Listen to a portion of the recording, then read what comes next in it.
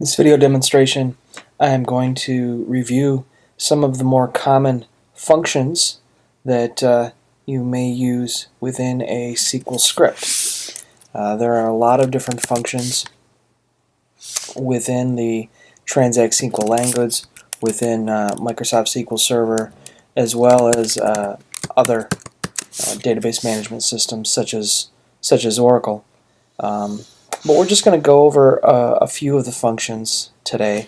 And we've seen a couple of these functions already in the course, such as getDate.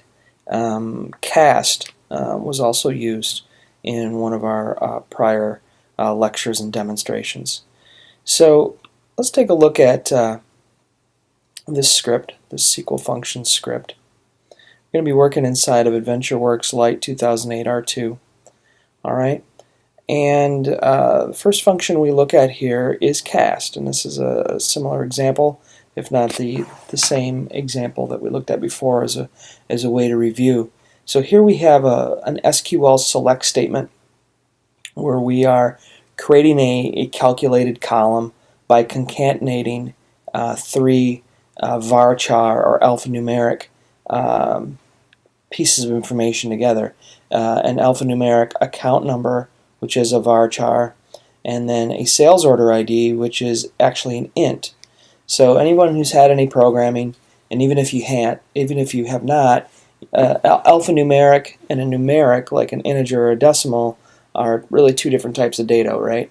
Numeric can be used for mathematics. You can add information to it, subtract information to it, multiply, divide, whereas you really can't do that with unstructured information that's just alphanumeric, right? You can't do mathematical operations.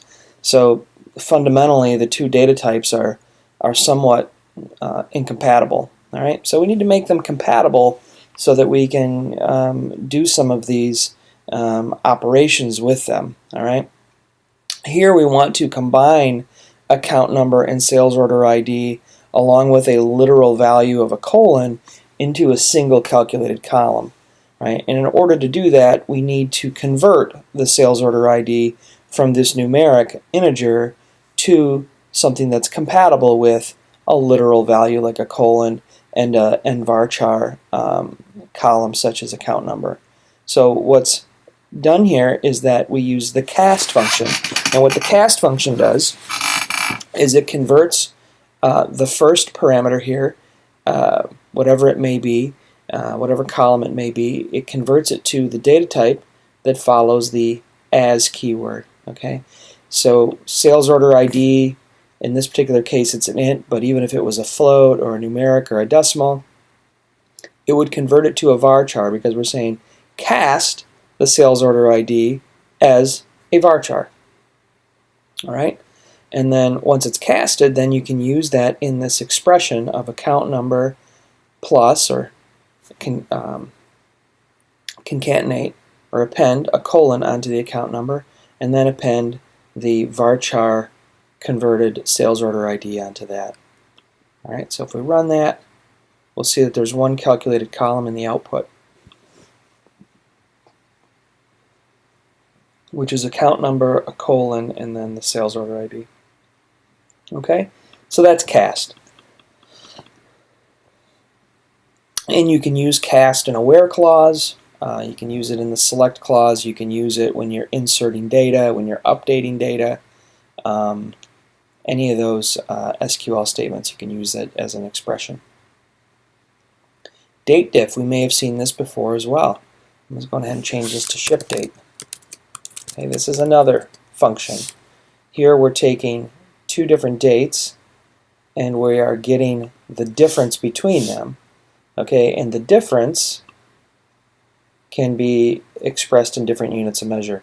Here we're expressing it in days, but it could be years, it could be minutes, it could be hours, it could be months.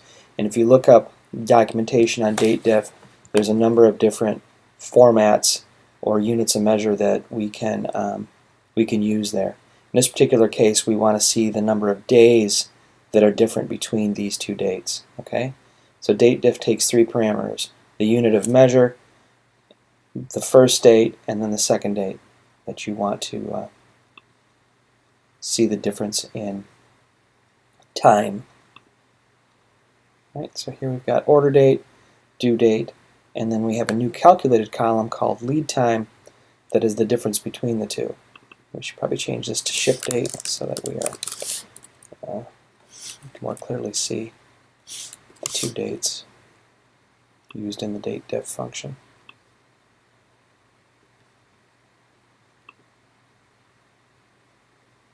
All right. There's also other date functions such as date add that will take two dates and then add, or take a date and then add some time to that date, be it days, months, hours, or minutes. A substring. This is a function that we'll use in this course, and that's also quite handy. So what substring does is it takes a varchar as its first parameter. Okay, so if we looked at purchase order number, it is a varchar. You can see n varchar right here. All right, and then it takes a starting position, all right, in the string, and then the number of characters. So if we were to look at the output of this, we have the purchase order number column, start at position 1, and get 2 characters. Right? If we change this to a 3, we're going to get PO plus the first number in the purchase order number. We're going to get the first 3 characters. Okay, and now our calculated column, PO changes from just PO to the first number. So it's just an academic demonstration of how you can get a subset of the alphanumeric value from a column. In our second example here, we're going to combine a couple of functions together. We're going to use substring again, and we're going to get a substring of purchase order number. We're going to start at position 3. Okay, so we're going to start at the 3rd character, so we're basically going to kind of strip off this PO and just get the number. And then we don't really know what we don't really know how many characters we need, because if we look here, some purchase order numbers are shorter than others. Okay, but we just want to write one SQL statement that gets us all purchase order numbers without the first 2 characters. So instead of kind of hard coding a length in here, or the number of characters that we want, we can use the the length function. So the length function will tell us the overall number of characters in the entire column value, right? And then we subtract 2 because we don't want to include the first 2 characters in our calculation of overall length, right? We're going to start at position 3, and then we need to know how many characters to get. Well, it's going to be the overall length of this minus 2, because we don't want the first 2 characters, since we started at position 3 to begin with. All right, so if we look at this,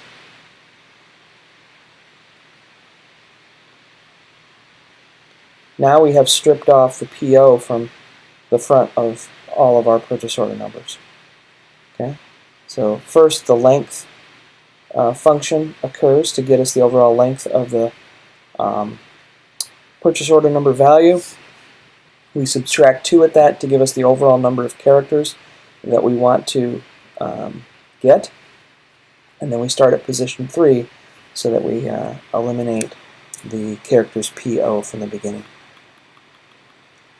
Here's that date add function that I mentioned earlier. Okay, here we're going to add days. Okay, and we're actually going to add -3 days to ship date. So we're actually going to subtract 3 days from the ship date column value as a new calculated column, new ship date. So let's see how that works. Okay, so the original ship date was 6/8/2008, and the new ship date is 6/5/2008. we used a date add function to actually add a negative number to the current date column. Right? So again, you have different units of measure like month, year, hours, minutes, seconds. You can use positive or negative numbers here to manipulate those dates. All right, so certainly there's a lot of other functions within Microsoft SQL Server. One of the other functions that we used a number of times was getDate, and certainly that is still a pretty handy function to give you the current system date and time from SQL Server. And there's a number of other ones, but these are just some that are very common that you might use when you're selecting data or when you are both in the select clause and in the where clause, or when you're updating data. Let's say we wanted to increase the ship date on every single sales order header record by 3 days. Well, we could use date add in an update statement. We can update saleslt.salesorderHeader set ship date equal to date add date A, make it +3 or +3 to the ship date, right? And then all of our records would get updated, and we would increase the ship date by 3 days. Certainly we could add a where clause onto that if we didn't want to update every record in the table, which is almost always the case. So these are pretty handy functions for fixing data or manipulating data, or in the case of substring, maybe even formatting your output, those types of activities. So I hope you found this helpful, and that concludes this video.